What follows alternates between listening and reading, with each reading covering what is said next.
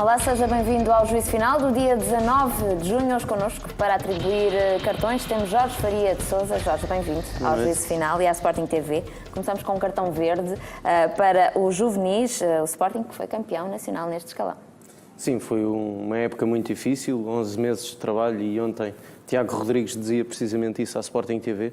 Foram 11 meses de trabalho e de sacrifício, mas que foram coroados com mais um título, neste caso o 15º título neste escalão.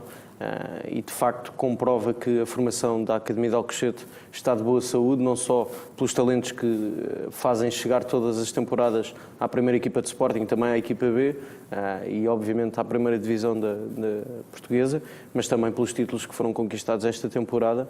Neste caso os juvenis foram bicampeões.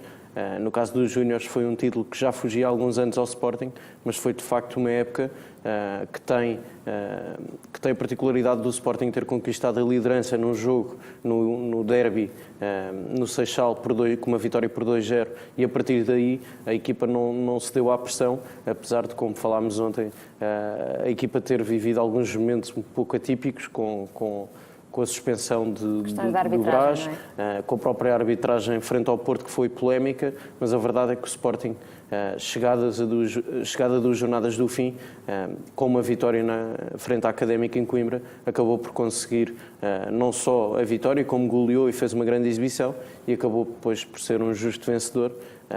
Acho que é uma época muito boa por parte das equipas do futebol de formação.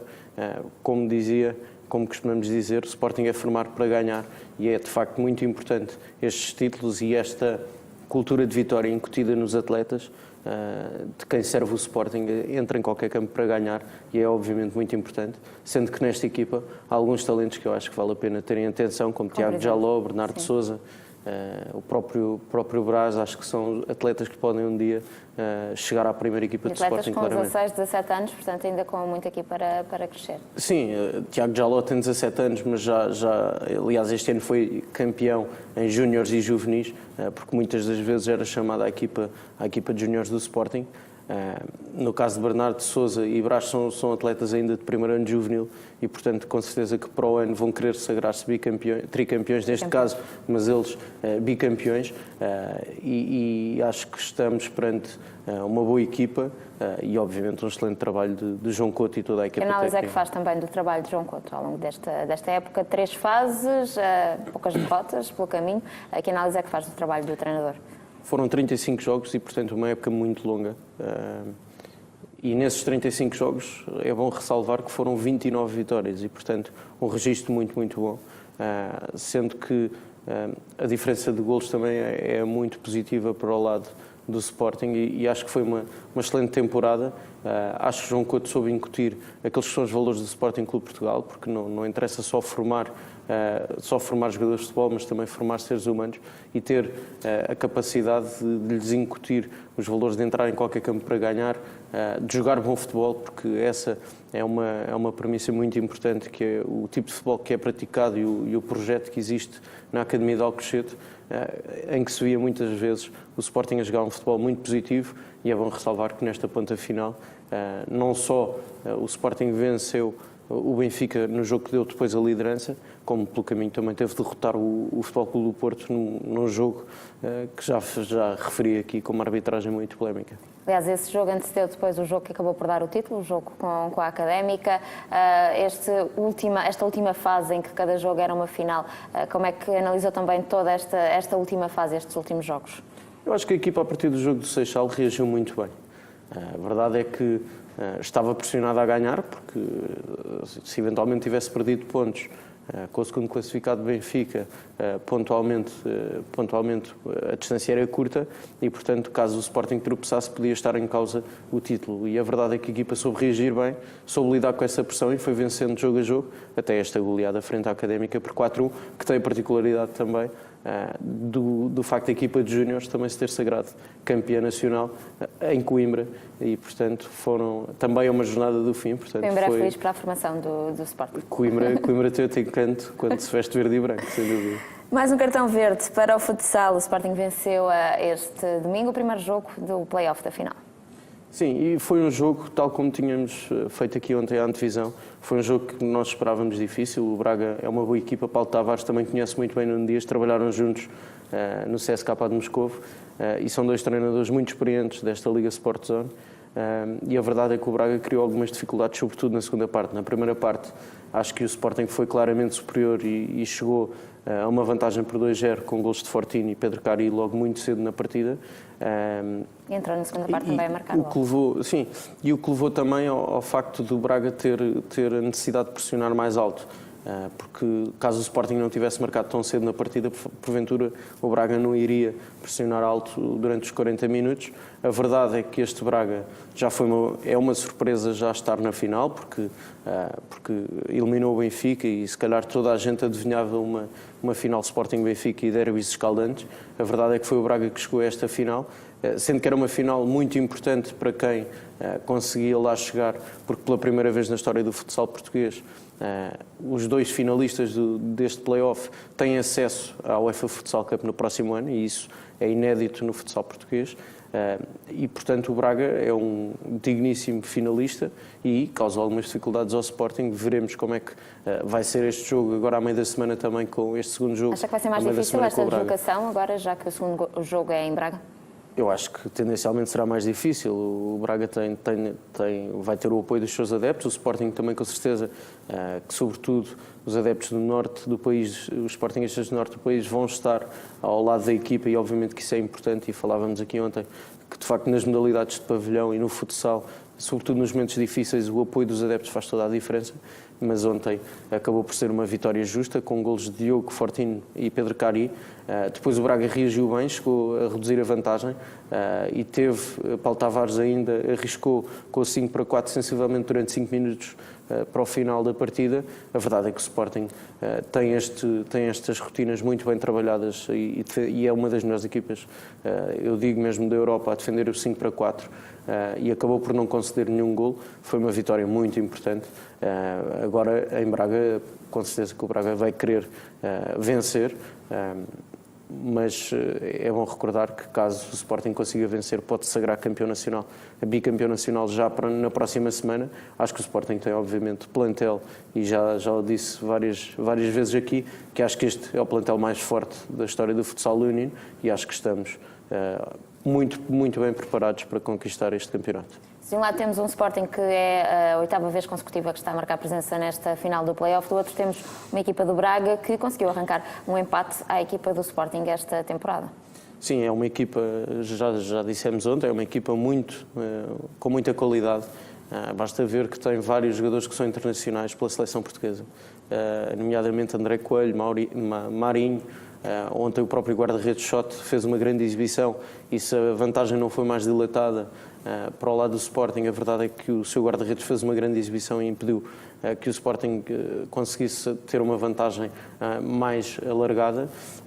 E depois tem também outros jogadores como Bruno Sintra, que são jogadores que têm demonstrado a sua qualidade ao longo da época. É bom recordar que este Braga foi o terceiro classificado no play-off. E que foi uma das poucas equipas, porque o Sporting somou 23 vitórias, 23 vitórias e 3 empates na fase regular, soma mais 4 vitórias agora no play-off. Ontem foi a 31ª vitória desta época ao nível interno na Liga Sport Zone. E é bom recordar que o Braga foi uma das equipas que conseguiu impor um empate ao Sporting, portanto é uma equipa com qualidade, que jogando em sua casa torna-se ainda mais perigosa, mas para isso eu acredito que o Sporting vai estar preparado e vai lutar do primeiro ao último minuto para vencer. Vamos ver também esta quarta-feira, o jogo está marcado para esta quarta-feira. Seguimos para mais um cartão verde. Desta feita vamos falar da seleção e do Europeu Sub-21. Sim, Europeu Sub-21 com uma nota para os 5 atletas formados na Academia de Alcochete: Edgar Iê, Ruben de Semedo, Bruma, Daniel Pudense e Francisco Geraldes, que estão entre os convocados, e ainda Tobias Figueiredo, que também está ligado ainda ao Sporting. e com uma nota para uma assistência de Daniel Pudense, de facto está a fazer fez uma boa exibição, foi decisivo também. Acho que Portugal venceu a Sérvia por 2-0, fizeram uma excelente exibição. É bom recordar que esta seleção de Rui Jorge já leva 31 jogos oficiais sem perder, e é um trabalho absolutamente notável do selecionador português. Portugal é o vice-campeão europeu e perdeu apenas nos penaltis no último campeonato da Europa. Agora, nesta fase, temos um grupo que é muito difícil, não pela presença da Sérvia e da Macedónia, mas sim porque passam apenas o primeiro de cada grupo à meia-final e depois o segundo melhor classificado. E, portanto, Portugal vai ter, a meio da semana, quarta-feira, vai ter um jogo absolutamente decisivo. Terça-feira com a Espanha. Terça-feira, frente à Espanha, vai ser um jogo absolutamente decisivo. Acredito que Portugal, pontuando frente à Espanha, acaba por estar com praticamente o caminho aberto para a meia-final, porque, tendencialmente, em teoria, a Macedónia é o adversário mais fácil desta fase de grupos. E a Espanha pode, obviamente, causar algumas dificuldades. Acredito que Portugal tem um plantel com muita qualidade e basta falar em casos como Bruma, como o próprio Francisco Geraldes, Daniel Pudense. Uma equipa e jogam há muito tempo juntos, fizeram uma qualificação invencível e, portanto, agora do outro lado vai estar uma Espanha onde tem Asensio, que faz parte do Real Madrid, que marcou aliás um gol na final da Liga dos Campeões, Saúl Ñíguez do Atlético de Madrid, entre tantos outros. É uma equipa com muita qualidade e que pode causar algumas dificuldades a Portugal. Acredito que num bom dia para esta seleção de Rui Jorge, acredito que Portugal pode vencer, e vencendo tem de facto caminho aberto para a meia-final deste Campeonato Europeu. Olhando aqui para as contas para este confronto histórico entre Portugal e Espanha, neste escalão há 4 vitórias, 4 derrotas e 4 empates. Está tudo aqui muito equiparado, mas a verdade é que, como o Jorge dizia, a Espanha tem uma seleção muito forte. Sim, e a Espanha neste momento é líder do grupo, porque venceu por 5 bolas a 0 a Macedónia. Portugal vai ter que entrar em campo com uma grande atitude, uma grande entrega, e é essa a habitual forma de Portugal entrar em campo. Não se pode expor ao risco, porque esta equipa tem de facto muita qualidade, e já referi aqui 2 dos jogadores que mais brilharam esta temporada na Liga Espanhola e que fazem parte desta seleção sub-21, e portanto Portugal não vai poder correr riscos e vai ter que pelo menos pontuar, porque de facto uma derrota pode expor Portugal e pode fazer com que Portugal não seja nem o segundo melhor classificado, e a liderança do grupo também ficará muito difícil. Mas Portugal joga com 2 resultados, joga com o empate e com a vitória. O empate, sendo que praticamente acredito com 90% de certeza que Portugal vencerá a Macedónia em condições normais. Com o empate faremos 7 pontos, e 7 pontos, se não der a liderança do grupo, pode dar pelo menos o segundo melhor classificado, e portanto daria o acesso à meia-final, que é muito importante, obviamente. Seguimos em frente, e se a seleção sub-21 venceu a Sérvia por 2-0, a seleção A empatou com o México a 2 bolas. O cartão amarelo que se segue vai para este empate. Sim, não tanto para a exibição, mas para o resultado, porque era importante entrar bem nesta fase de grupos. É uma competição curta. Portugal defrontou o adversário mais forte desta fase de grupos, o México. É bom recordar que já venceu uma Taça das Confederações em 99. Eliminou pelo caminho para chegar a esta Taça das Confederações, venceu o Golden Cup o ano passado. Já venceu por 7 vezes também a Golden Cup. E já venceu 7 vezes a Golden Cup. É uma grande equipa. Aliás, participa muitas vezes na Copa América e já venceu a Copa América a convite, e portanto é uma equipa muito forte, é uma equipa que jogam juntos há muito tempo e conhecem-se muito bem, e tem jogadores como Jonathan dos Santos, que joga no Vila Real, tem o próprio Carlos Vela, tem jogadores com muito talento, com muita experiência também. O defesa central que marcou ontem o gol que deu o empate, Héctor Moreno, é um defesa central que já há muito tempo está no futebol europeu e, portanto, que tem muita qualidade, e não é de todo uma surpresa este resultado. Mas a seleção acabou por fazer uma boa exibição. Portugal era a equipa mais difícil do grupo, esta? A meu ver, sim, porque se olharmos para a Rússia, que é o próximo adversário agora no meio desta semana, é o próximo adversário de Portugal. No ano passado, no Campeonato da Europa, não passou além da fase de grupos. É uma seleção, embora tenha alguns jogadores oriundos do Spartak Moscovo, que foi campeão russo esta temporada, nomeadamente o ponta de lança, que foi o melhor marcador da Liga Russa. Tem jogadores de qualidade, mas está a passar por uma fase de renovação e que no Campeonato da Europa não teve os resultados. O objetivo mínimo era passar a fase de grupos e não o conseguiu. E mesmo nesta vitória por 2-0 frente à Nova Zelândia, não fizeram uma grande exibição e acredito que é um adversário que está... Mas trazem aqui o trunfo, por exemplo, de estar a jogar em casa ou não? Eu acho que nestas competições e com a experiência, nomeadamente a experiência dos internacionais portugueses, que já, se olharmos para Rui Patrício, que já fez 5 grandes competições, Cristiano Ronaldo já fez 7 grandes competições, portanto estamos a falar de uma equipa muito experiente e que não, acho que jogando a Rússia em casa não vai ter grande vantagem quanto a isso, porque Portugal é uma equipa de facto muito experiente. E acho que a Rússia pode ser um adversário que está completamente ao alcance de Portugal, e depois diria que a Nova Zelândia dificilmente vai pontuar nesta fase de grupos, perdeu com a Rússia, dificilmente pontuará com o México e com Portugal, porque estamos a falar de uma equipa com muitas limitações, sobretudo em termos defensivos, que sofre muitos golos e que não tem por hábito de jogar um futebol de ataque, que joga muitas vezes com 5 defesas e, portanto, talvez pode tentar pontuar e não sofrer nenhum golo frente ao México e frente a Portugal, mas acho que é difícil porque é uma equipa com muitas limitações. Agora, ontem o jogo de Portugal acaba por ser atípico, porque a seleção portuguesa foi a única que quis vencer o jogo, e a haver vencedor seria Portugal, porque dispôs mais oportunidades de golo. Há uma oportunidade de golo de Gelson Martins, já depois da seleção estar a vencer por 2-1 no contra-ataque. Há uma bola oposta de Cristiano Ronaldo, e portanto Portugal foi criando mais oportunidades de golo do que o México, e acabou por o México no último minuto do encontro, já aos 91 minutos, chegar à igualdade, que acaba por ser um resultado com sabor muito amargo.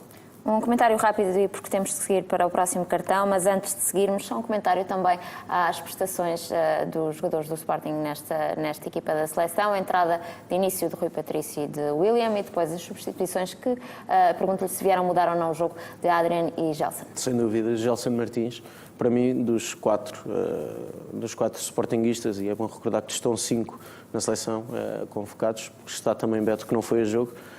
Dos 4 que foram ao jogo, acho que Gelson Martins, quando entrou, veio de facto mudar o futebol da seleção portuguesa, e está ligado ao segundo golo da seleção portuguesa, marcado por Cédric. É uma jogada do lado direito de Gelson Martins, e tem ainda uma outra grande oportunidade num contra-ataque que acabou por não ter a melhor sorte na finalização, mas acho que quando entrou mexeu com o jogo e fez uma boa exibição.